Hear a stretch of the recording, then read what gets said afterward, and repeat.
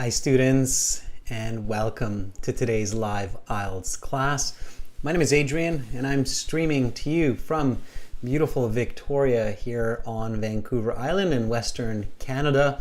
I hope that all of you have had a great week and I hope that you're looking forward to a fantastic weekend. Everyone, this is a subscribers chat class. So to join the chat, you need to subscribe to our YouTube channel. We do this once a week to promote consistent learning, because when you subscribe to our channel, you're going to get notifications, especially when you hit that bell button about these live classes, new video releases, vocabulary for the IELTS, and lots more helpful information. Welcome everybody. Welcome Diwash, Pooja, Reedham. Nice to see all of you. Fuang, Chayani, Chen. Good to see our members as well.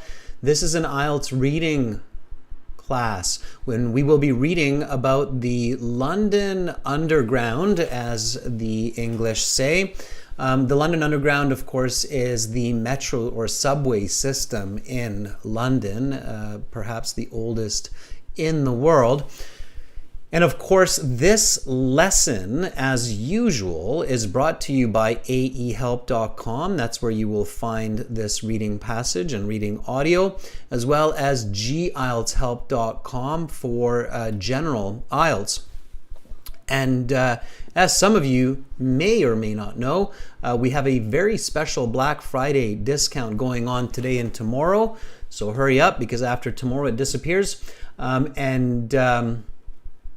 The code for this discount on our websites is BKFD. You'll get a 30% discount on our products. It's a one-time payment, and you get a free 15-minute speaking interview with me. Let me show you how that works. So you go to the website, aehelp.com. You click this big red button that's just above my head there. And then when you're on the checkout form, you click use coupon code, type in BKFD, and then hit continue. And you will have the discount will match your email with your payment record, and we'll send you an email to invite you for the 15-minute speaking interview. Okay. Febby Matthews says, hello, sir. I prepared for my IELTS exam with only 1 week preparation from your channel. I got an overall band 8 band with only 1 week preparation. Febby, that's fantastic. Thumbs up. Febby, we love to get testimonials from our viewers and our students. Can you please send me a testimonial? I'll show you the email address in one moment here. Students, for general IELTS, when you're using the Black Friday discount, go to gieltshelp.com, click that big red button, and again, just enter the code BKFD for the discount, okay? So, Fabby, awesome. Thank you so much. That's great. All right, so we're going to use the website today for some of our reading audio, and if you have questions or to send us the testimonial, Febby, please send it to adrian@aehelp.com, or you can also send it to admin@aehelp.com. We would love to get your testimonial. It's fantastic, and then we can use it to encourage others to use our materials and watch these classes so that they can improve. All right. And I see Simle there as well saying, thanks, teacher. I gave my IELTS and got 6.5. Simle, that's awesome. So please email your testimonial. We'd love to get it from you. Okay, students, you can get our apps, Academic IELTS Help, from your app store, and you can also get General IELTS Help from your app store. Now, the discount, the Black Friday discount, will only work on the websites. Okay, so keep that in mind. Students, right now, reading, subscribers, we're doing an academic reading. However, section 3 in general IELTS reading is very similar to the academic IELTS reading, especially passage 1, and we're doing a passage 1 today. So even if you're a general IELTS student, you're going to get a lot of valuable information from this lesson. Tomorrow we're doing speaking part 2, the cue card, the long part. That will be a members chat class, and then we'll do speaking part 3, which will be for everybody. Discord. We have a Discord class on Sunday that will be a speaking class. I just put the link into the chat. It's the biggest Discord channel. They're called IELTS Prep. They're a group of students. There's, I think, over 8,000 members. A wonderful, smart group of people. This is made by students, so it's free for everybody, and we are their partners, and we're very proud of that. So check out that class on Sunday. Also, when you have some time, take a look at our IELTS first-person speaking practice video. We're the only ones who do this on the YouTube channel. It's super useful. I put the link in there for you as well. Okay, so let's get into reading and reading tips. Tip number 1. When you see a picture,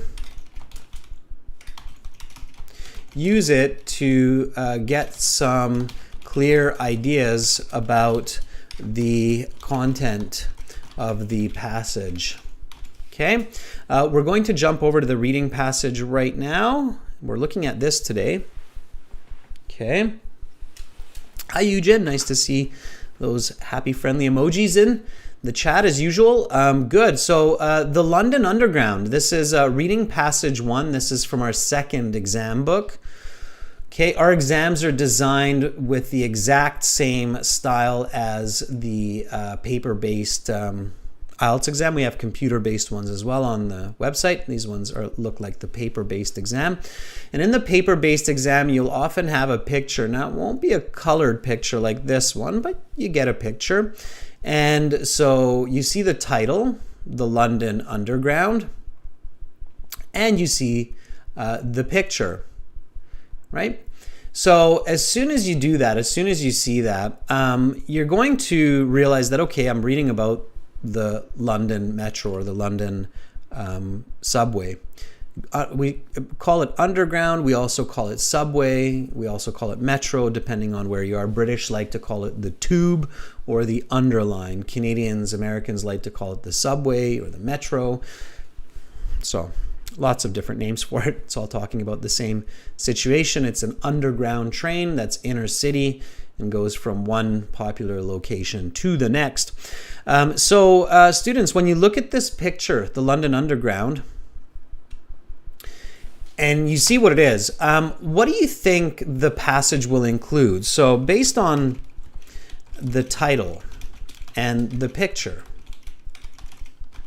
what kind of information will be included in the passage? What do you think? Let me know.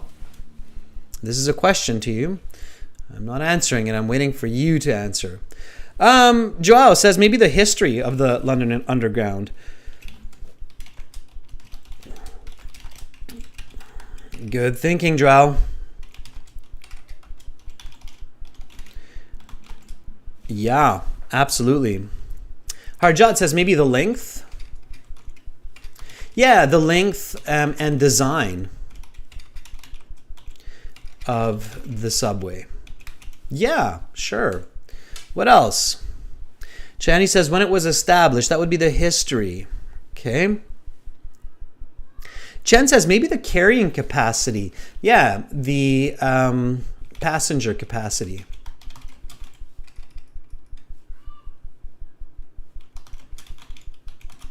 Absolutely. Why not, right? It's functionality. Passenger capacity or its function as well. It's value, right?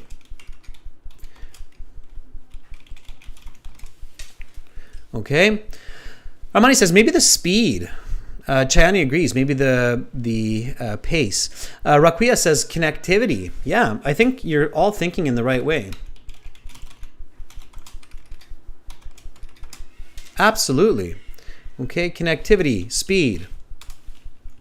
Route would be the connectivity. Good. Some really smart ideas. Good job, everyone. That's fantastic. Let's check it out. So we looked at the title, we looked at the picture, we started to get some ideas. Now we look at the questions to get some more ideas. Yes, no, not given, don't read it. Okay, we don't know what's given, what's not, so some of it is false. We skip over the yes, no, not given. We're going to look at that soon, but not at the beginning, because we don't know what's false, we don't know what's not given, maybe all of them, so we'll just get confused if we do that. Okay, then here we go, the growth of the London Underground. So it's the development, so clearly whoever said history was on the right track, okay? This is good information because this type of question, the summary completion, it's coming from the passage. So we want to read this. Now, don't get stuck reading it. Don't try to understand every word. Don't try to make complete sense of it as best as you can, okay? You will have to read it again when you finish your reading so that you can answer the questions, okay? For those of you who are new, you cannot answer these questions by skimming and scanning, especially not the true, false, not given, okay? All right, here we go. So read with me. The first line of the Underground was constructed in 1863, and over the next something decades, additional lines would increase the breadth of the system's reach. By the start of World War II, the central part of London was completely covered. Through the mid-20th century, the focus was on making the system available to those living in the something of the city. Before 1933, there were many governing bodies. These were something companies with their own contracts and land. Conversely, management of the tube today is public, looked after by the transport something. Okay, so clearly there's a history. We know that the London Underground dates back to the turn of the 19th century. So we're getting some good ideas. And then we've got some more questions. It's complete each sentence with the correct ending. These are all popular question types in the IELTS exam, okay? Now this one, you see that we have 4 questions, and then you see that we have 6 choices. Okay, don't worry about the choices because we don't know what is the right answer and which 2 are wrong answers. So we just look at the first half that we know is in the passage. So the tube map is. So the tube is the London Underground. The map is. So there's something about the map for the tube. Obviously, they will write something about the map. That's good information. The map is useful because it allows a person, okay, so more information on the map. Beck's key insight was, okay, so there will be some person named Beck who is important. And then London's core is, okay, so there's something about the center of London that's important. That's all the information I need at this point, okay? And then my next step is to read, okay? It's very important that you read the IELTS passages, because if you want to band 7, 8, or 9, then just skimming and scanning is not effective. There's too much paraphrasing. The information is too random. The questions often don't include information that's in the passage, like true, false, not given. If the answer is not given, imagine scanning or skimming the whole passage to realize that, oh, I don't think that's given. So it takes too much time. So skimming and scanning on the IELTS is actually slower than reading and answering, and it's less accurate. Okay, keep that in mind. You don't have to read super fast. You have to read below average speed, and you're still okay. So as long as you read the passage in 10 minutes, you're okay. All right. A fast reader would be something like this.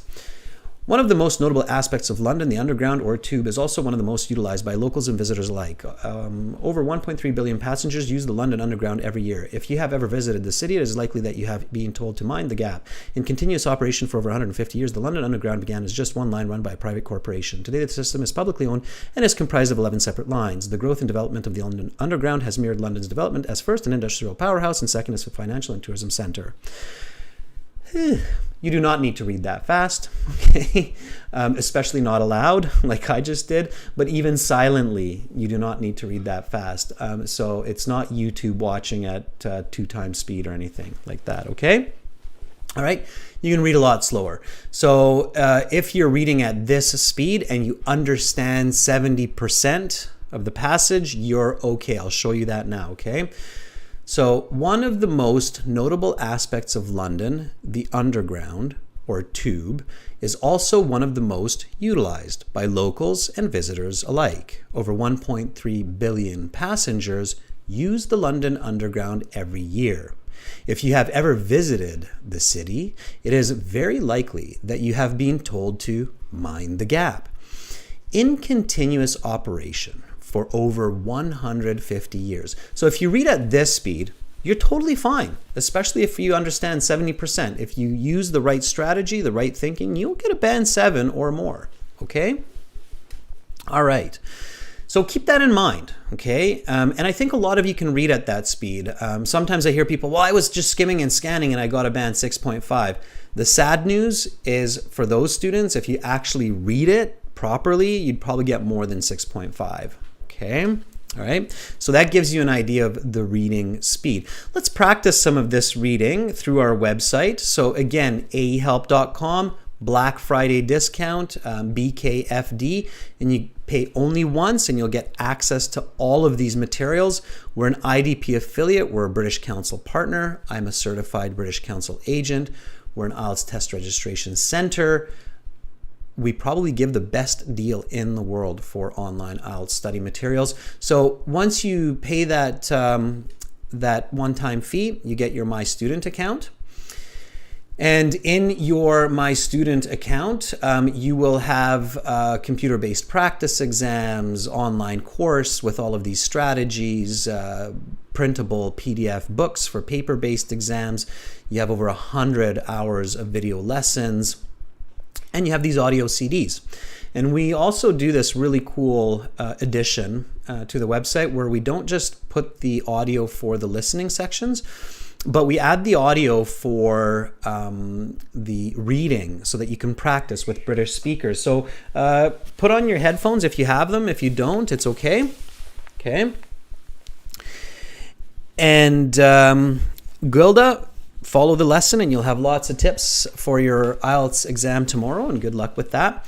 So in our exam books, you will always see where to find the audio. So you see that the audio is a CD4 track 5.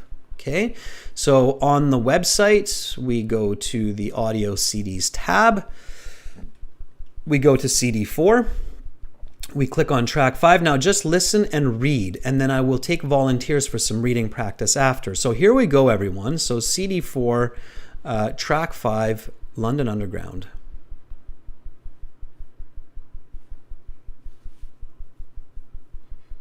The London Underground. One of the most notable aspects of London, the Underground, or Tube, is also one of the most utilised by locals and visitors alike. Over 1.3 billion passengers use the London Underground every year. If you have ever visited the city, it is very likely that you have been told to mind the gap. In continuous operation for over 150 years, the London Underground began as just one line run by a private corporation. Today, the system is publicly owned and is comprised of 11 separate lines. The growth and development of the Underground has mirrored London's development as, first, an industrial powerhouse, and second, a financial and tourism centre. Great Britain was the epicentre of the Industrial Revolution in the 18th and 19th centuries. Cities like Glasgow, Birmingham and London gave birth to inventions such as the steam engine, which revolutionised transportation and travel. People began to flock to these cities for jobs, opportunity and prosperity. London was the destination of choice for many of these people. In 1800, at the beginning of the Industrial Revolution, the population of London was less than 1 million people. By 1900, that number would balloon to over 6.5 million people. There were many factors which contributed to this growth, not least of which was improved sanitation. But one factor in particular allowed for the mobility of those people across the ever-expanding city, the construction and development of the London Underground. The first line was constructed in 1863. Over the next 50 years, many more lines would be added, resulting in the virtual blanketing of central London by the start of the First World War. Through the interwar period and mid-20th century, the focus for the subway developers was extending the network to the suburbs of London, where an increasing number of Londoners were now residing. Interestingly, it wasn't until 1933 that the developers of the network unified into a single governing body. Until that time, there were a host of private companies competing for contracts, land, and customers. Today, the London Underground is owned and operated by the London Transport Authority, Transport for London.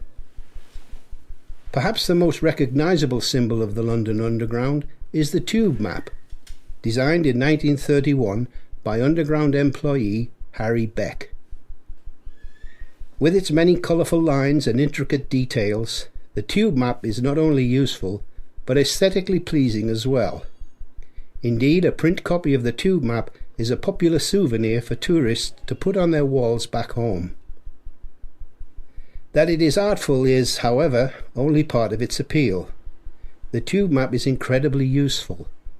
Just a moment spent looking at the map can help you determine how to get from any point in London to any other point.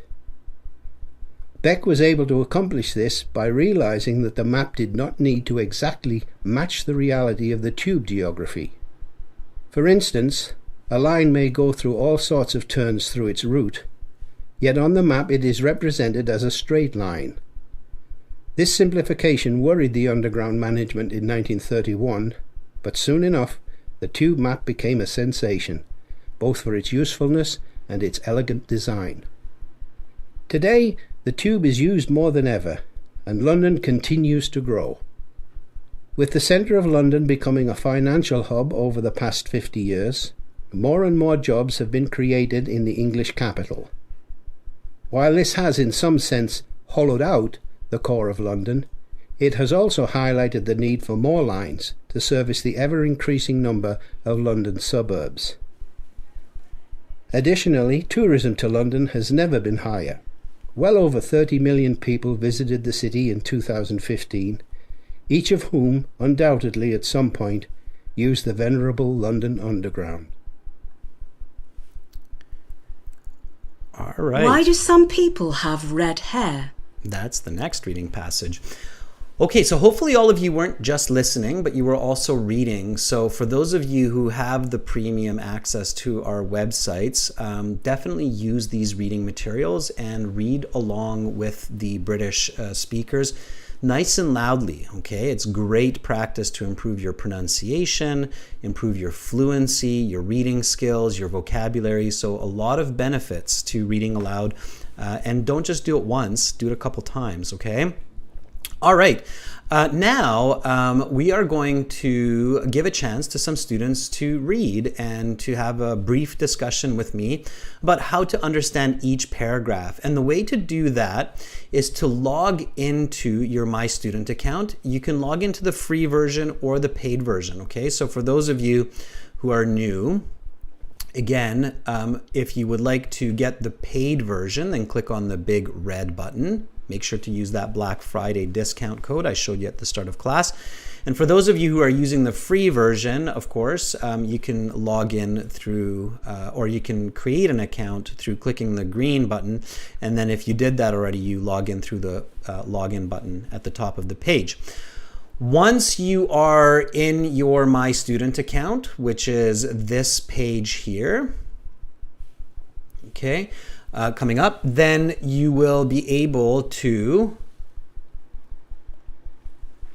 click on the Student Partner Speaking button. That's this button right here that's just above my head up there. Okay, so you click on that Student Partner Speaking button,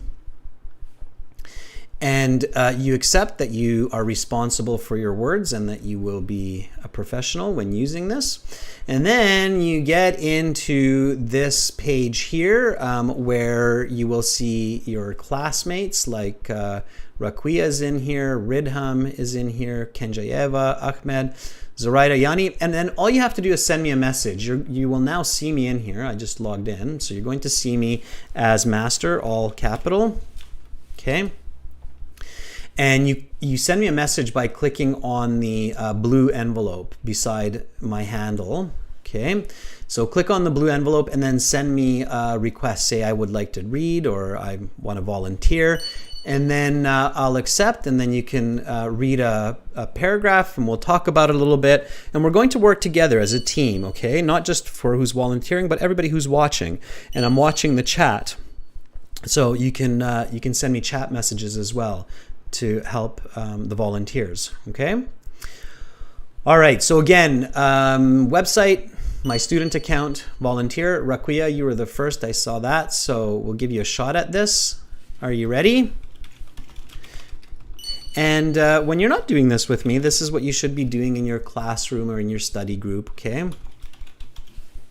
So, Raquia, let me know if you are ready to do a bit of reading. Here we go, Raquia says yes. And I see some more people just jumped in.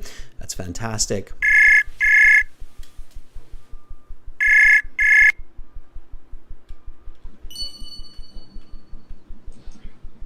Hi, Raquia. Hello. Hi. Hi, how are you? I am doing fantastic, Raquia. You sound like you're a little bit far away from your microphone, so just speak nice and loud, maybe a bit closer to your mic, okay? Okay. All right. How about now? Yeah, it's okay. It's okay. All right, Raquia, so you get the first paragraph. What's the first paragraph? The first paragraph is the London Underground. And it's the introduction, right? Yes. Okay, it's very important to keep that in mind. This is for everybody, of course. When you're looking at the passages, you have to remember, it's very important that paragraph 1 is the introduction, last paragraph is the conclusion, and the rest are the body paragraphs because they follow the structure of essay writing, okay? So, Raquia, go ahead and read the first paragraph. You should see it on the screen. Whenever you're ready, start from the title, The London Underground. Okay.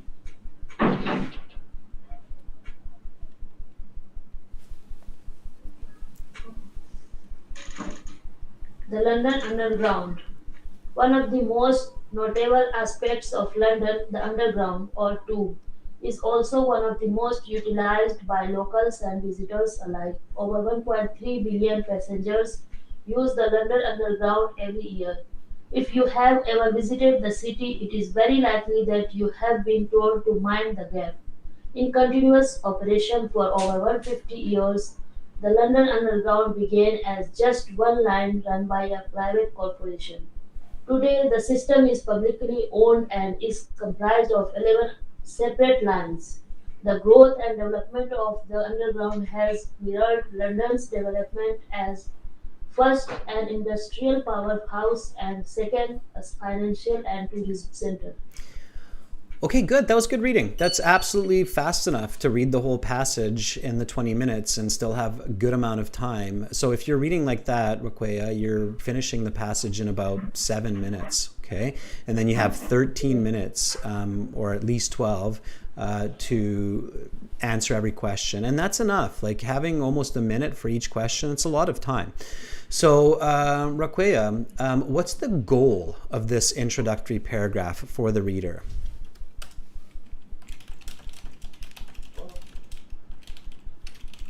It's about the underground or tube. Well, yeah, I mean, that's definitely it, because the whole passage is about that. But what's the specific goal of this introduction by the writer? About its history and uses. Okay, so this introduces the history, the use, and there's another piece here that's really quite important. Okay, So Harjot and says the development. financial and tourism. Okay, so it's purpose, right? So that's the use, and that's smart because that's the thesis. So obviously the author will describe that in more detail in the rest of the essay. There's also another piece here that should kind of jump out when you read this, or when anybody reads this, they should realize like, oh, wow, okay. So it should kind of jump out. Yeah, it's about growth. One line, and now it's 11 separate lines. Or if we want to say it another way, we could say it's about the incredible importance of the London Underground, right? So when I read this introduction, I should realize as the reader that the London Underground is a very important part of London's infrastructure. Okay, did you get that feeling when you read this? Yes. Okay, so that's what you should start with. So what's the goal of this introductory paragraph?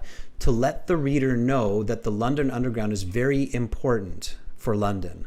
Okay, why? Because it moves a large amount of people. It's been around for a long time. It's important for its industry, for its business, for its tourism. So that's what we get from this. Okay, all right. Yes. So that's what you want to do, Rakwi, is when you read the introductory paragraph, a lot of people kind of rush through the introduction, but the introduction and the conclusion are arguably always the two most important paragraphs because they give the reader the main idea of the writer. Okay? Okay. All right? So really pay attention to that. Rakweya, that was fantastic. Good reading, by the way. Great reading skills. So thank you. I have a question. Can I please ask? Yeah, go ahead. I have a question about paper-based and computer-based. Is there paper-based watches allows, and is there any watches available for time Sorry, management? I'm not sure what you're asking about the paper-based exactly. Can you say that again, or can you rephrase it? Yes, when we are going to give paper-based exam, can we allowed to carry watch? No, you're not. No, but there's a clock in the room, and the vigilators who are doing the exam, they'll tell you. They'll say there's 10 minutes left in the writing. So you're not allowed to have a watch, especially not a digital watch. I think they used to allow analog watches, but these days they can be so tricky. An analog watch can turn into a digital watch suddenly. So no, they ask you to leave your watch and you can only take your passport with you and a pen and an eraser and a bottle of water, and no writing on the water or the eraser. So no, you're not allowed to carry a watch into the exam room, but there is a clock. They should give you a clock. That's a rule for the IELTS, that every student should be able to see the clock on the wall. So in the computer-based, you see it on the computer. In the paper-based, you should be able to see a clock in the room. And you can always ask one of the invigilators. So there's always a couple people walking around the room. You can ask them, you can put up your hand, they'll come over and you can ask what time is it, and they'll tell you, okay? Okay, thank you so much. All right, good question, thank you. Bye for now, Rakwiya. Bye. All right, that was Rakwiya. Okay, good. So another volunteer. Let's just jump right into the next volunteer, Kenjayeva. Are you ready? Lots of reading to go around, so don't give up, volunteers. There's lots of paragraphs here. Are you ready? Kenjayeva, here we go. I'm going to put on my other ear.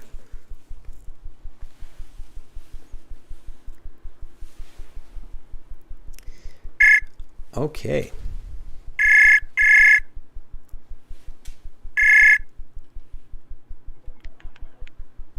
Hi, Kenjayeva.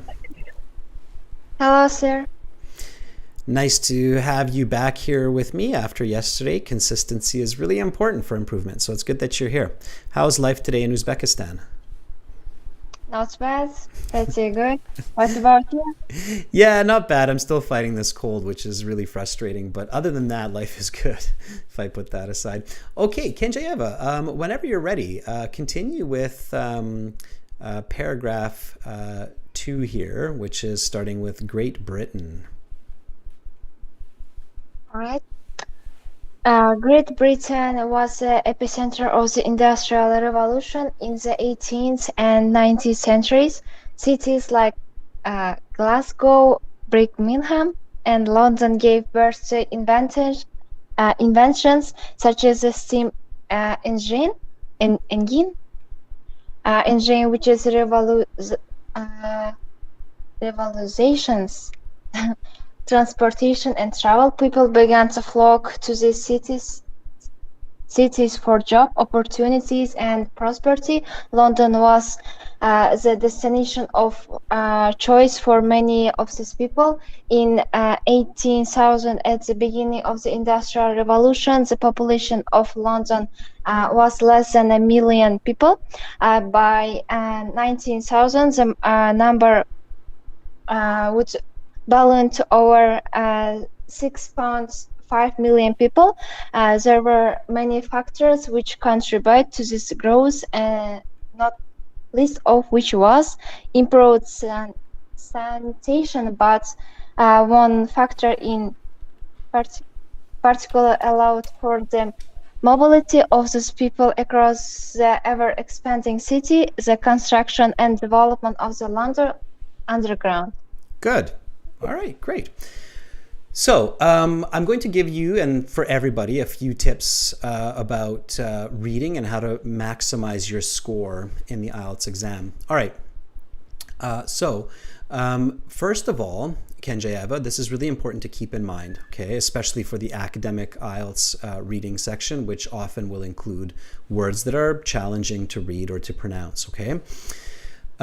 In the real exam, when you're actually doing the real exam and you're doing the reading section, don't let your brain stop for difficult words, especially not for names of cities or people, okay? For anybody, including myself, names can be challenging to pronounce or read correctly. The problem or the issue when we stop for pronunciation is it stops our thinking. So it breaks the flow of thought. And that becomes a coherence problem for the reader. And of course, that makes it more difficult to answer the questions. So in the real exam, not when you're practicing, but in the real exam, just read through the word, okay? Especially when you see some word like engine, it is a j sound, it's engine, not engine. But I think you know what it is, it's the motor, right? So just read through it, okay? So just read past it. It doesn't matter if you pronounce it correctly or not. Revolutionize, same thing. Just read past it. Don't stop to try to pronounce it, okay? Does that make sense, Kenjayeva? Yeah. Okay, so flow is more important than pronunciation. Keep that in mind, okay? Flow and comprehension All right. supersedes pronunciation. Supersedes means it's more important. Of course, everybody, I'm teaching you words as well as tips here, okay? So, okay, now, as soon as you're reading fluently, you're fine. Just a couple of corrections to Rakwea and for you, Kenjayeva. Years, okay? This is not 18,000, it's 1800. Oh, all right. Okay, so just repeat after me. In 1800. In 1800. By 1900. By 1900. Okay, and this is a common mistake that I hear, especially from people in India. They say 150 years. That's not natural English. We say 150 years. Okay, so just can you say that, Kenjayeva? Just jumping back here, 150 years. In 150 years. Yeah, over 150 years. Over 150 years. 150. We add the and there naturally. So over 150 years. Over 150 years.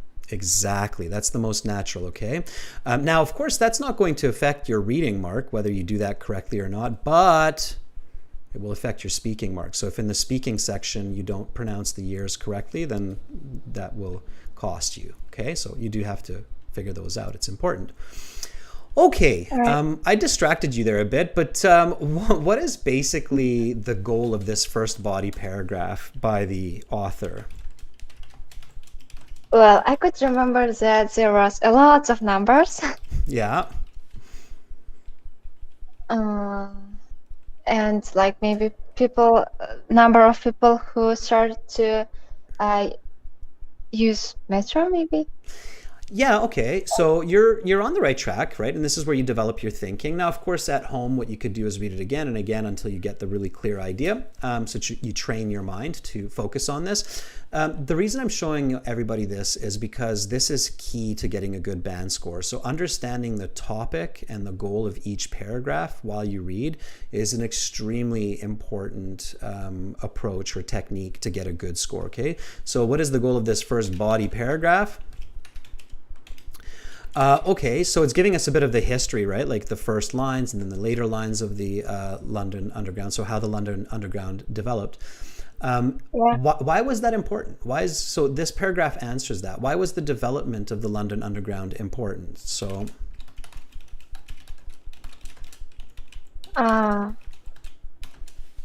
like so people can from like from many destinations they can use to go to their place quickly. So there's this key piece of information that in 1800, and this should really catch your attention, especially when you're visualizing the text, and this is where visualization becomes very important. So it says in 1800, okay, less than 1 million people were in London, okay? So here's London. This little stick man here is London. Okay, so here's the British flag, and with the Union Jack, which I will not be able to draw, but there's the little British flag. There's one. Okay, and this is 1800, right? All right. Okay. Now we jump 100 years, so this arrow is 100 years. How many people are in London 100 years later?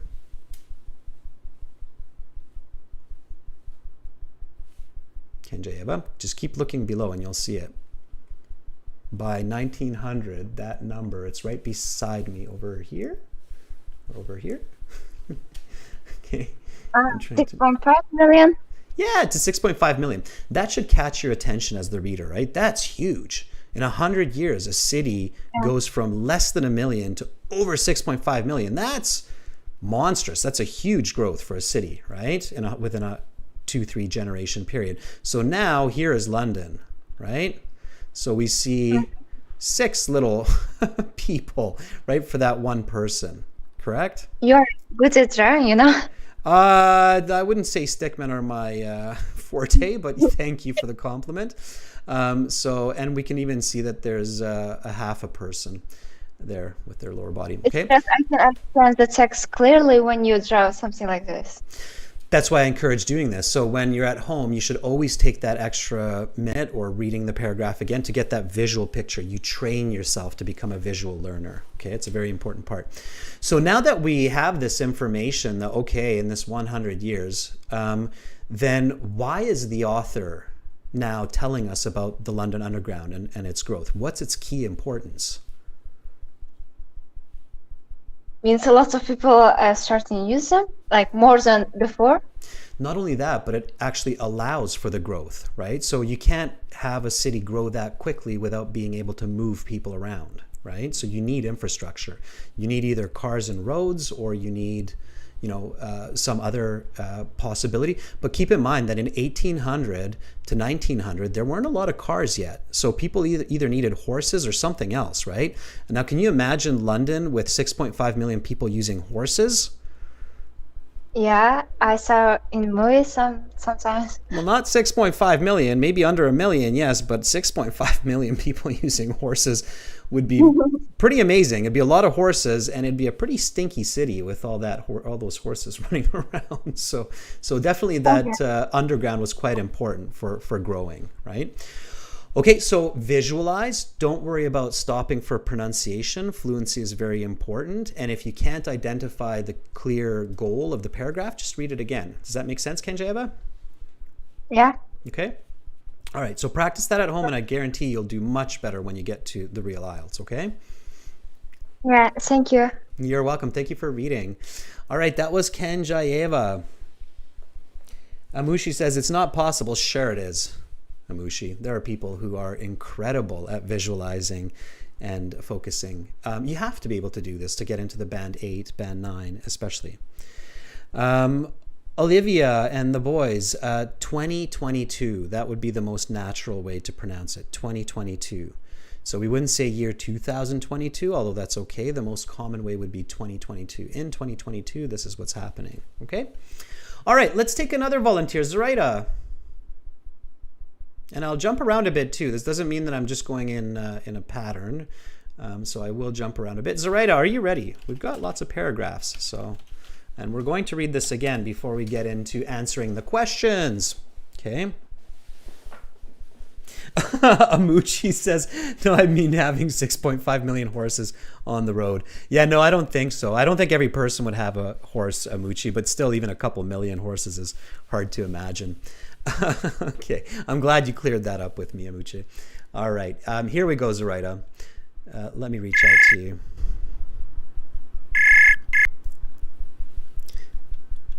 Hi, Zoraida. Hello, sir. How are you doing? Can you hear me? Loud and clear. I'm fine, sir. Now, at last, I'm able to connect with you. Not only are you able to connect, but it sounds like you're sitting inside my ear. It's so clear. So that's great. Oh, really? Maybe my mic is very near to my mouth. Okay. Well, I can hear you very clearly, which is good. All right. So, Zoraida, whenever you're ready, read this paragraph for me, starting with the first line. Okay. The first line was constructed in 1863. Over the next 50 years, many more lines would be added, resulting in the virtual blanketing of central London by the start of the First World War. Through the interwar period and mid-20th century, the focus of the subway developers was extending the network to the suburbs of London, where an increasing number of Londoners were now residing. Interestingly, it wasn't until 1933 that the developers of the network unified into a single governing body. Until that time, there were a host of private companies competing for contracts, land, and customers. Today, the London Underground is owned and operated by the London Transport Authority, Transport for London. Great, very nice reading, and easily fast enough to get a band 9 as long as you're understanding what you're reading. So if you read at that speed, you're done this passage in 5-6 minutes, which means you have a good 14-15 minutes for the questions, which is a lot of time. Okay, so Zoraida, what's the goal of this paragraph? The goal of this paragraph is to let the reader know that when was the construction of the underground started and the development over the years, and what do you call this? Mm-hmm. And the construction of more undergrounds, and the companies became interested in many companies or contractors were interested in engaging in the development of the underground. Good and bad. Okay, the good part is the good part is you got it. Okay, so thumbs up for that. No, it is. It's the good part that you understood what you were reading about, the most important points. Absolutely. The bad part is that you're basically paraphrasing the whole paragraph for me, or paraphrasing yourself. So you're giving me a lot of information. The goal, and this is an important one, especially if your passage has a list of headings. Yeah, it's very important to be concise, so in a short way. Okay, so your answer made short is the construction over the years and the ownership. That's what it's about. Yes. Right? Yeah. Okay. And then we can go into more and more details, but we just need to remember that this paragraph is the construction and the ownership mostly, and that's what's key. Okay, so this is a very important tip for everybody. When you summarize each paragraph, you should summarize the paragraph in one concise sentence. It shouldn't be 2 or 3 or 4 sentences. It should just be one sentence, maybe at most 15, 16 words. Okay, that's your goal. Right? Okay. And when you're doing this at home, Zoraida, and everybody else, write it down. So just like I'm writing it down underneath the paragraph, write it down so that you can train your brain. Okay? Any questions, Rita, about the reading? Sir. So far, none. Okay, all right. Well, if something comes to mind, let me know. You can always throw it into the chat as well, okay? Thank you so much, Zoraida. Yes, sir. Thank you. Thank you very much. Bye for now. You're welcome. All right. You guys can always give each other a thumbs up. I mean, reading in another language for so many people, it's, you need confidence, right? So thumbs up for everybody doing this. All right. I think we've never heard from Lazmi, I believe. So let's hear a new voice. Lazmi, I think, is a new voice, but we'll soon find out. Are you ready, Lazmi? Okay. There's those thumbs up. Thanks for the encouragement, everybody. Yeah, keep that in mind. Okay, Lesmi, if you're there, perfect. Let's reach out.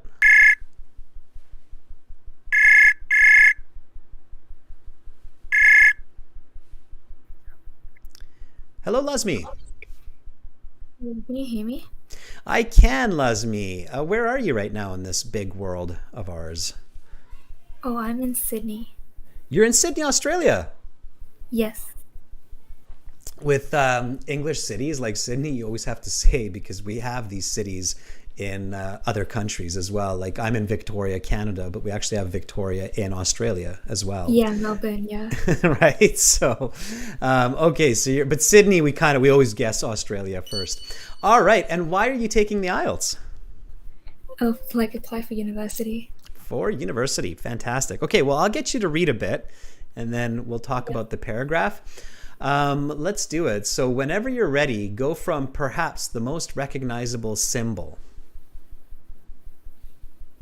Perhaps the most recognizable symbol of the London Underground is the tube map, designed in 1931 by Underground employee Harry Beck.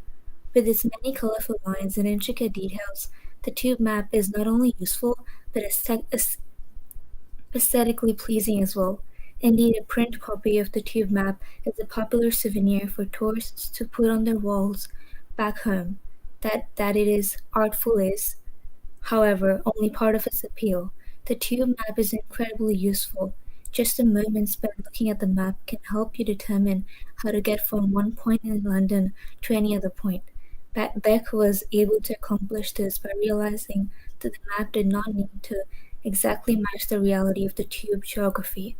For instance, a line may go through all sorts of turns through its route, yet on the map it is represented as a straight line. This simplification worried the Underground management in 1931, but soon enough, the tube map became a sensation, both for its usefulness and its elegant design. Fantastic. Again, that's really nice reading. By the way, the speed of your reading, if you're not getting a high enough mark when you're doing the reading practice, you might even want to slow down a bit. So you might even want to slow down 10-15% because you will still finish the passage within 6-7 minutes. If that helps you to increase your comprehension, your understanding, then think about reading a bit slower, but understanding more, okay? I don't know how much you understand. That's only you know that, but that will be reflected in your scores. Okay, what's the goal of this paragraph? Well, it introduces the tube map and what it does. So it shows the way around London. Was it London? It is London. It's the London Underground. Yes, absolutely. So very good. So it introduces the tube map, right, as you correctly said, and its advantages. What are the advantages? Well, it's a single map and you can really look around the whole city. Okay, so it's effective, right? Yeah. So it's effective for directions. Okay, and what's the other advantage? And it's also very simple to use, and understand. Yeah, so that's kind of the effective for directions. That's a part of that. And there's another part of the map that's kind of neat. What is it?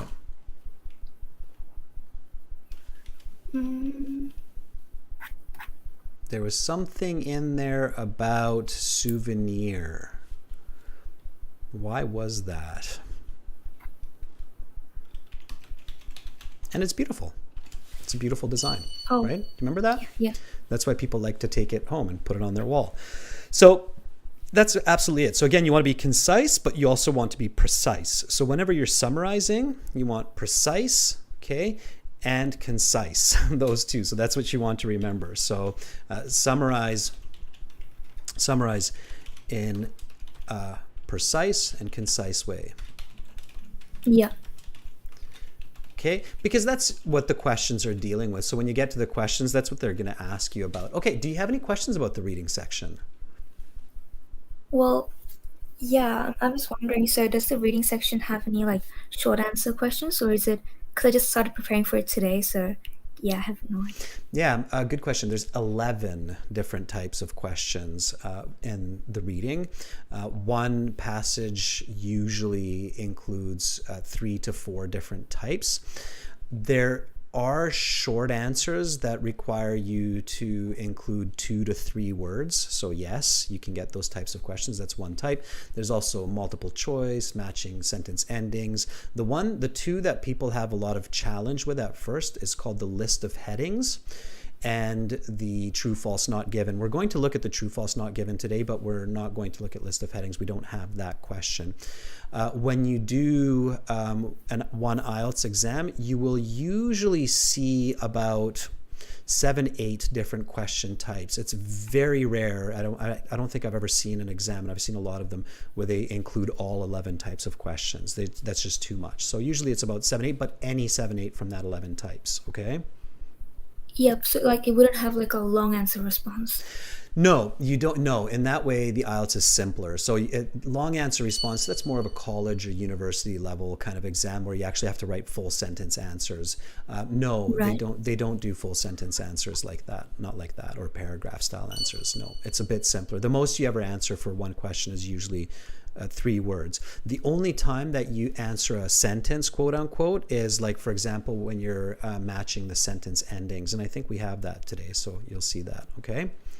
But they give you the sentence, so you just have to find the right sentence. You don't actually have to write it yourself, okay? Yeah.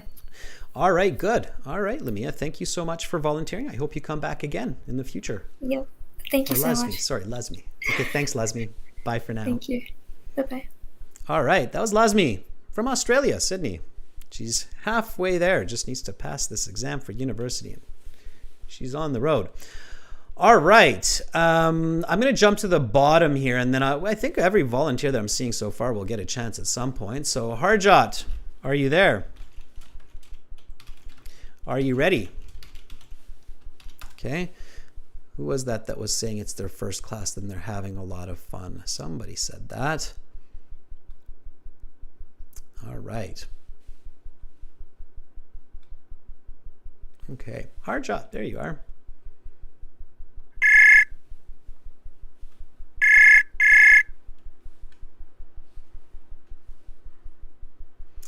Hello, sir. Hi, Harjot. How are you? What about you, sir? I'm doing good. It sounds like you're adjusting the microphone. I heard you really loud a moment ago, but now it's quieter. Harjot, use the website audio, not YouTube. So mute YouTube and just focus on using the audio through the website, okay? Okay, sir. That's better. All right, Harjot, whenever you're ready, start reading from today. The tube is used.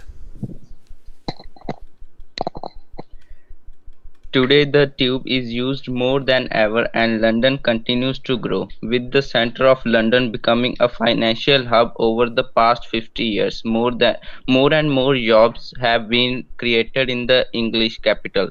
While this has, in some sense, hollowed out the core of London, it has also highlighted the need for more lines to service the ever-increasing number of London's suburbs. Additionally, tourism to London has never been higher. Well over 30 million people visited the city in 2015, each of whom undoubtedly at some point used the venerable London Underground. Good. All right. Solid. That's solid reading. So you really don't need to read much faster than that to reach a 7, 8, even a 9 level, as long as you understand what you're reading. Okay, Harjat, here we go. What is this about? Okay, first of all, what part of the essay is this last paragraph? Conclusion, sir. Exactly, right? Why is it important to remember that? And because in this author say the all over all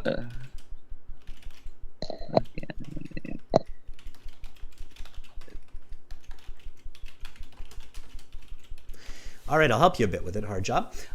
So it's because it gives the reader the overall importance of the topic. So when we conclude or summarize, right, we tell the audience or the reader of, okay, this is why this is still a really important concept or situation or infrastructure in this case. So it gives us that final message, that final important message that the author feels is very important to pay attention to. And what is that message here in this conclusion? So what is this telling the reader?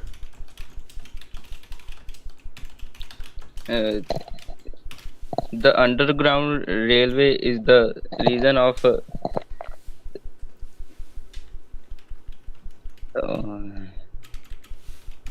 is the reason of increasing population in London. I don't know if it directly says it's the reason for it, but there's some, you're close for sure. So it's telling us that the London Underground is still a very important part of transportation in London, right? Yeah. So it's Yes. not like it's disappeared. It's not like because we have more buses or cars, it's become less important. It's still a key piece of London's infrastructure, right? So the tube is a very important part of London's current infrastructure. Okay, sir. Okay? Yes. Make sense? All right, Harjat. Thank you for volunteering and keep it up. Okay, so make sure you focus. Your reading is fast enough. So your reading is absolutely fast enough. And you want to now really focus on comprehension. So making sure that you understand what you're reading, okay, as much as possible. All right, that should be your focus. Okay, sir. I say that because, a lot of times students will tell me that, 20 minutes is not enough because I don't read fast enough. And 9 of 10 times or 8 of 10 times, it's actually not the problem. It's not that the student isn't reading fast enough. It's that they're not understanding enough. And by reading faster, you don't solve that problem, right? So the way you solve that problem is by training your mind to understand content by, for example, asking this question of what the paragraph is about after each paragraph. Does that make sense? Yes, sir. Okay. All right, Harjat, thank you so much for reading. And now we'll get into the questions. So pay attention. We'll get some more volunteers and you're going to see how this all helps you when you get to the question section. Okay, Harjat? Okay, sir.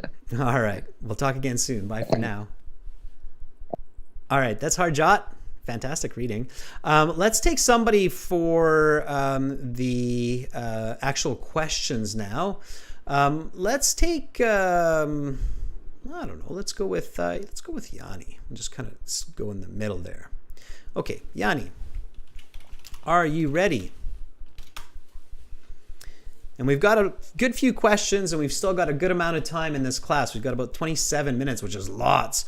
So I will teach you the strategies for these questions, and we'll work together with the students. By the way, you can contact me in the chat too. So I am looking for what you're writing, and I know Romelia, you like the UK, you travel there, so we'll reach out to you in a bit. Okay, Yanni.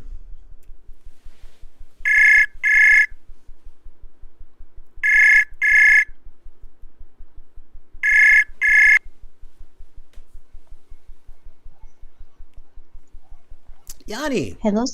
Hi, how are you? Hello. Not bad. How about you? I am getting better and better I think. So I got quite sick over the last week, so it wasn't very good. But anyway, Yanni, let's get to these yes, no, not given. Sometimes you see this as true, false, not given. They're basically the same kind of question, but in the paper-based exam, you have to be very careful not to write a true or a false instead of a yes or a no, okay? All right, and you're going to help me with these questions. Yanni, a lot of people are scared of these questions. They freak out. They make a lot of mistakes, but these are actually not that bad, and you can do a really good job if you know what you're doing, okay? Yanni, have you ever seen me explain how to do these questions, these yes, no, not given? Yeah, I think yes, I have seen you explain how to answer this type of question. Okay, so what's our first step then? How do we answer these questions well without being confused? Read overall of the passage again. I'm not exactly sure what you meant there. Can you say that again or rephrase it? Read again about the passage. Read the passage again? Yeah. No. But good try. No, you don't need to do that. You definitely don't need to do that. So for those students who are reading the passage again and again and again and again to answer questions, you're not using the correct strategy, okay? Yeah, sometimes you have to go back and check, or you have to skim read a little bit. I don't disagree with that, okay?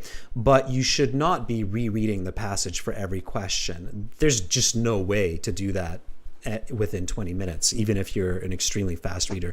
So you have to use a little bit of a different logic, okay? For yes, no, not given, it's a two-step process, okay? There's basically two questions that you need to ask. Do you know what the first question is, Yanni? The first question? Mm-hmm. So the first question leads to an important result here, okay? So let me show you this with the first one, and then you'll get what I mean, okay? So the first question, when you read the statement, so here, can you read the statement? Can you read number 1 for me? Over 1 million passengers use the tube each year. Okay, so your first goal is to figure out whether this is given or not given, okay? So first goal, is it given or not given, okay? The best way to figure that out, and you can actually do this quite effectively once you practice, is to realize the importance. So is it important for this topic, okay, London Underground, to include the number of passengers that use the tube each day, or each year, sorry. What do you think, Yanni? Is it important for the author to include this kind of fact or information of how many people use the tube each year? It's necessary for maybe for the foreigners want to travel to London. Okay, so yeah, so if you're the author, would you include this information, how many people use the tube each year in this 700-800 word passage? Yeah. Yeah, be confident. I sure would. Yeah, absolutely. Yes. Of course, right? Because that's the utility. It's moving people. We want to know how many people it moves, right? So yes. So if you answer yes for that question, then you know it's given. So it would not be wise to say this is not given. Now, if I say something like this, for instance, that over 50,000 children use the London Underground each year, would you include that information in this passage? Pardon me, can you repeat? Yeah, Okay. so let's say number 1 is not over 1 million passengers, but let's say it says 50,000 children use the tube each month. Would that be important for the reader to know how many children use the London Underground each month? I think this is necessary. I don't know yet. No, I don't think so. I think for an 800-word passage, it's too much detail. So sometimes you realize that either there's too much detail or it's off topic. In this case, telling the reader that 50,000 children use it each month. It's too much detail. It's unnecessary for understanding the importance of the London Underground. So in that case, it would be not given. Okay? That's what you have to keep in mind. So once you get this first question right, and it's very important that you get this right, so it's given, then you have a second question. The second question is to figure out whether it's true or false. Is it true or false? In this case, of course, you're thinking, is it a yes or a no? Okay. So let me ask you this again, Yanni. Is it true that over 1 million passengers use the tube each year? I think so. Yeah, absolutely. Right? I mean, the passage said it's like millions and millions and millions. We'll actually get the number here in a second just to show you. But absolutely. So the answer here is yes, it's true. So then the answer here must be yes, right? And at home, of course, you should go back and check just to make sure your logic is clear. So at home, when you practice, in the IELTS exam, don't go back and check. You'll run out of time, especially for not given questions, okay, or not given answers. So at home, check your logic, okay? Usually, yes, no, not given, true, false, not given, it comes in the order of the passage, but not always. Okay, so you have to be very careful, especially a not given, right? It can't be in order because it's not given. Here we go. If we go back to the start, Yanni, read this part here for me, please. The one that I just highlighted. You'll see it in a couple seconds. Okay, and it's in the introduction. The passage? Yeah, so this part Okay. that I'm highlighting in purple, that sentence that I just showed in purple, just read that for me. Okay. Over 1.3 billion passengers use the London Underground every year. Okay, let's go back to the question. Over 1 million passengers use the tube each year. Is it true? Yes, true. Yeah, 1 billion is 1,000 million. So it's definitely more than 1 million, right? And I've seen students actually answer false or no for this because they're thinking million, billion. But that's incorrect because, of course, a billion is more than 1 million, right? So, of course, it's over 1 million. So, again, if you're looking at it this way, where you figure out if it's given and you realize it's given and then you realize it's true, then you don't make that mistake. You realize that the answer there is yes and you go on, okay? Does that make sense? That makes sense. I thought the answer was on the third paragraph. No. And that's why the best strategy is always to read the passage, answer all the questions that you can, and any question that you have difficulty with where you have to read again, you should always leave those until last because you don't know how much time you're going to need. So always answer the ones that you know first. And you should be able to answer at least half of the questions after you read the passage without reading again. Okay, this is a really important tip for everybody. If you cannot answer, especially in passage 1, half of the questions after you read without going back to the passage, then you must improve your comprehension before you sit your IELTS exam. Does that make sense, Yanni? Yeah, makes sense. Okay, I understand what you said. Yeah, so at least 50% you should be able to do without reading again. Okay, let's do this one, number 2. Can you read number 2 for me? The tube is privately owned. Is it important? Is it important to know whether it's a corporation, a company, a person, or whether it's the government that owns the London Underground? Is that important, the ownership? Yeah. Yeah, confidence. Yanni, you've answered me correctly every time. So just be confident. Yeah, it's important. It's definitely important to let people know who owns it, right? They're the operators, the managers of the London Underground.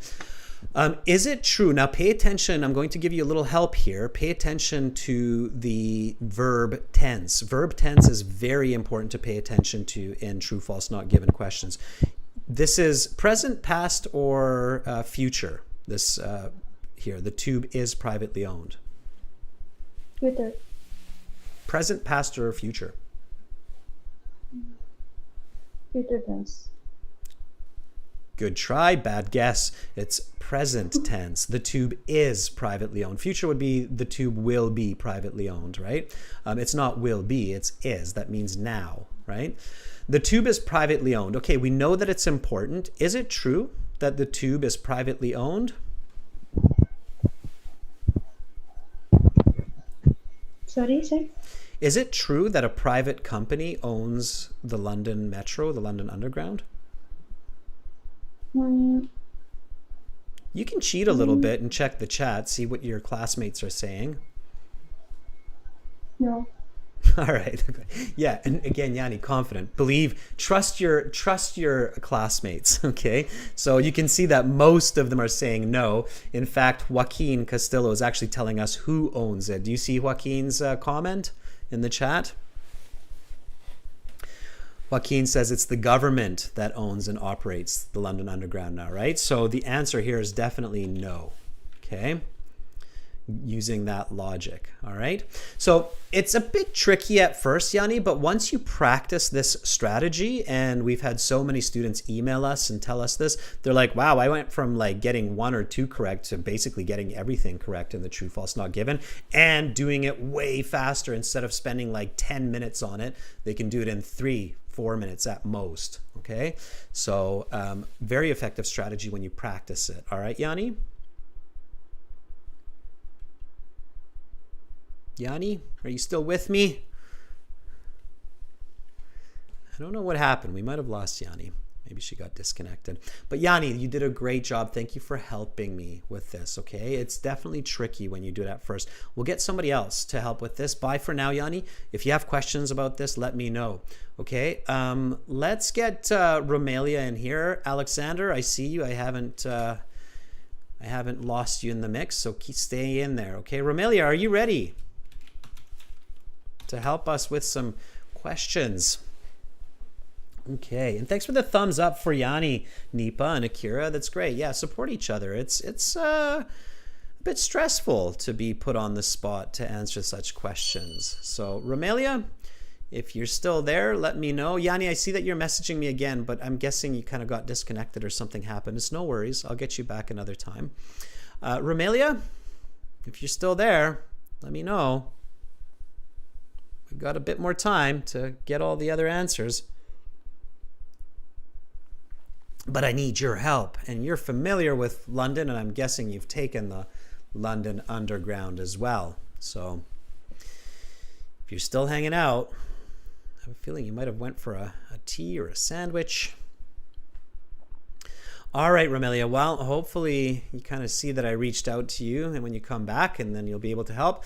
And so we'll switch up to Alexander. Alexander's been waiting a while. So Alexander, you can certainly try. Are you ready?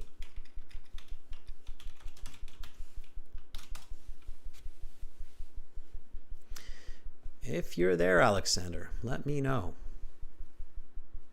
Ah, cool. There you are.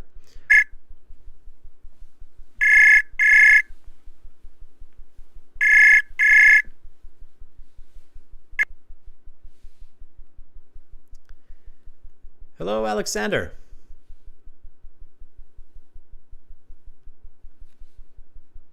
I hear that you picked up, but I don't hear your voice. If you're using a VPN, you might want to reroute through a different provider.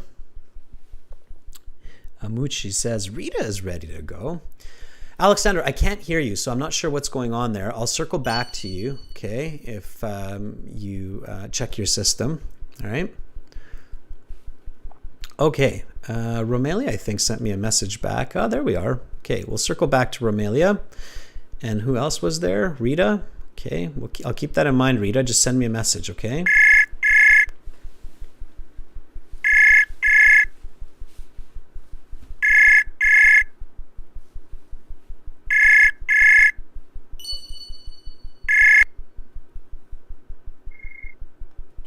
Hi, Romelia. Hi. All right. Your favorite topic. You like London, right? I love London. It's my second home. Okay. Well, we're talking to the right person. Have you been on the London Tube? Oh, yes, so many times. Okay. And unfortunately, last 2 times was on strike. Okay. And the journey from Heathrow to the central London was a nightmare. Okay. I can imagine, based on this reading passage, I can imagine that if the underground is not working, that has to create a pretty serious and problem. I posted in the chat a pretty funny fact with a British Air pilot on Heathrow. I asked directions for subway. I don't know why I used American English, and I asked for subway, and he pointed me to the restaurant, and I said, "Oh no, I want tube underground." Instead of so be careful with the difference between the American English and British English. That's too funny. Yes, because Subway sandwiches, right? The big international franchise. Exactly. That was started in New York, right? Where they use Subway. So yeah, it was started by doctors in New York, and they call it Subway. So they called the restaurant Subway for subway stations. Yeah. So I guess that's too funny. All right, Romelia. So help us out here with these ones, okay? So here we go. Yeah, I haven't catch the text from the very beginning, so I would like to see the text somehow. A little late for that, but hey, it's a good opportunity to show students that you don't actually need the text for every single question. So this question, this passage is about the London Underground, right? So read number 3 for me here, please. Question number 3. The steam engine was invented in London. Okay. Is it important for the passage about the London Underground to know for the reader where the steam engine was invented? Unless it's no, for a layman, no. Okay, I love your confidence, Romelia. So you answered no. So if you answer no to that question, then your response here should be not given, right? Because you're like, well, it's not going to be given where the steam engine was invented. Yeah. Because it's not important for this paragraph, right? So the author wouldn't give it if it's not important. It's the right answer. Yeah. Okay. And and you have to be confident in the way that you were. You have to be critical and confident. So for the London Underground, is that important to know where the steam engine was invented? Not really, because you wouldn't really have a steam engine running underground anyway. Do you know why? People would suffocate, right? Can you imagine if the metro was a steam engine? That would be a little bit of a problem. It's not basically related to the topic. Yeah, and Yes. and it's tricky. It's really tricky because in some way it was actually lucky that you didn't read the paragraph, because they talk about the steam engine, but in a different context. So I'll show you where. Okay. Yeah. So it's up near the start here somewhere, and I have to kind of skim read myself. Here it is. So read from here, Great Britain. Where? Oh, okay. Great Britain was the epicenter of the Industrial Revolution in the 18th and 19th centuries. Cities like Glasgow, Birmingham, and London gave birth to inventions such as the steam engine, which revolutionized transportation and travel. Okay, stop there. People began. Stop there. Okay, so we see the word steam engine here, right? Yeah. Okay, but does it say it was invented in London?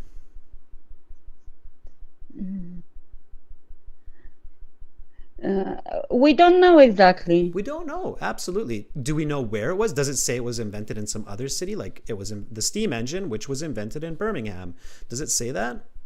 No. No, so we don't actually know where it was invented based on this passage, right?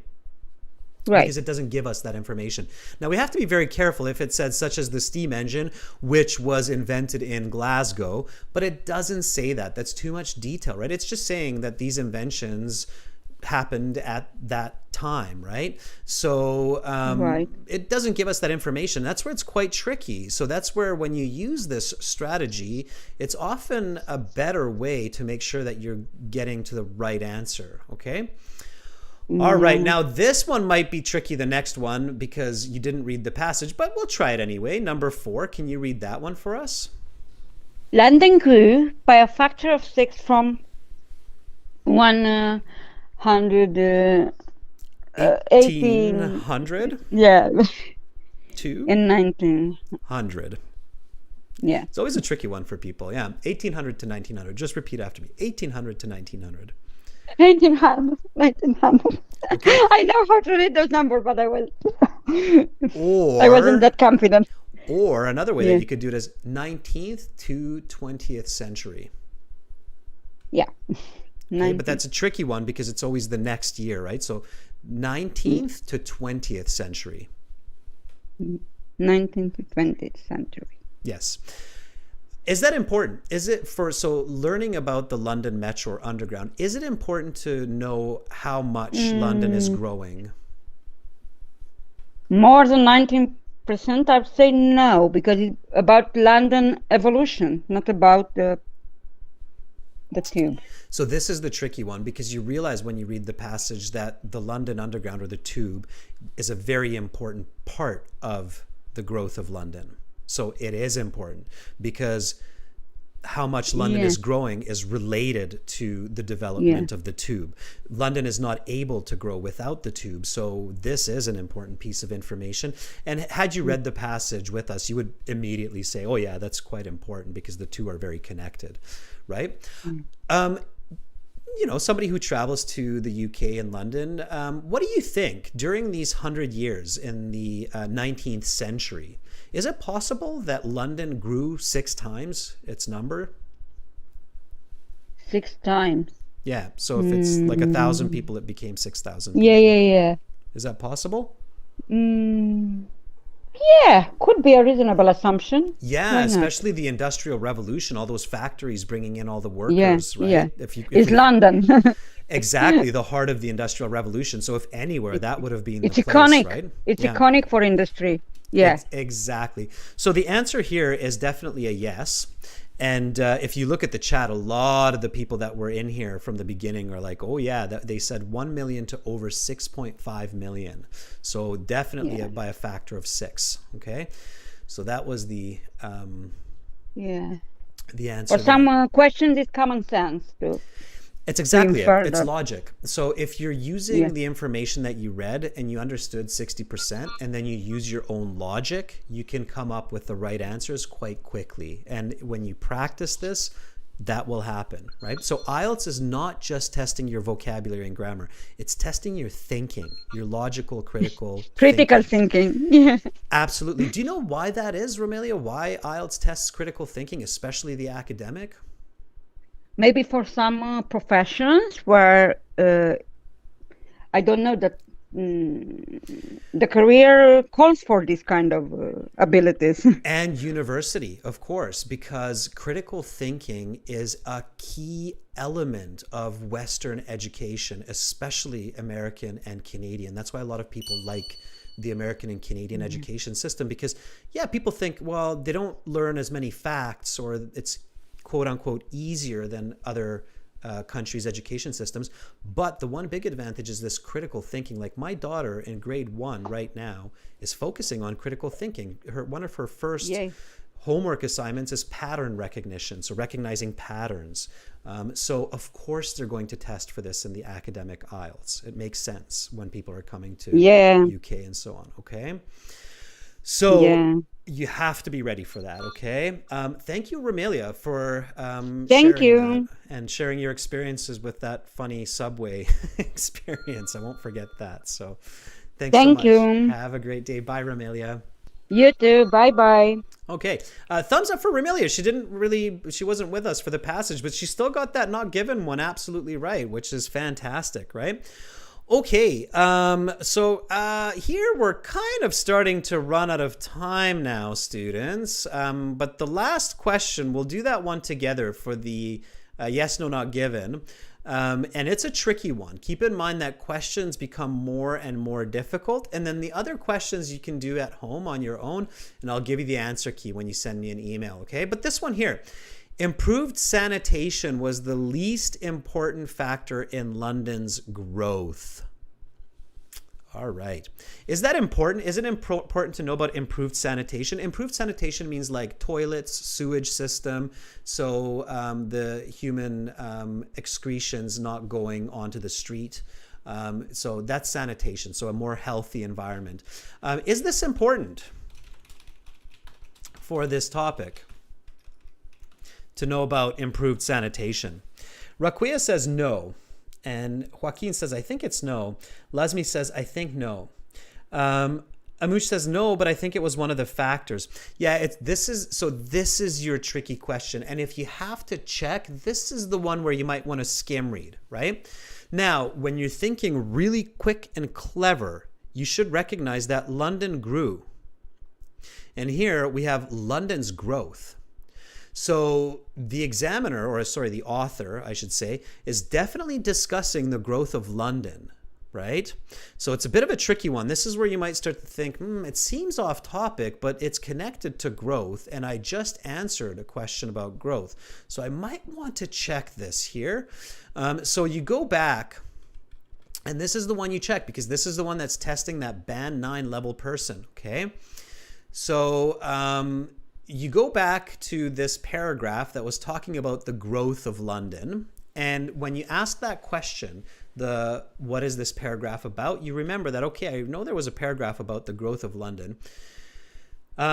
There's this part here, and everybody, you can read this with me. So there were many factors which contributed to this growth.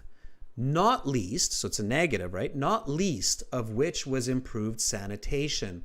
So there is your answers. So the author is saying that sanitation was definitely an important part, and then continues by one factor in particular was the mobility of those people across the ever-expanding city, the construction and development of the London Underground. So this is that tricky one where you realize, it didn't seem important, but in this case, the author indeed does mention it, and it's a definite yes.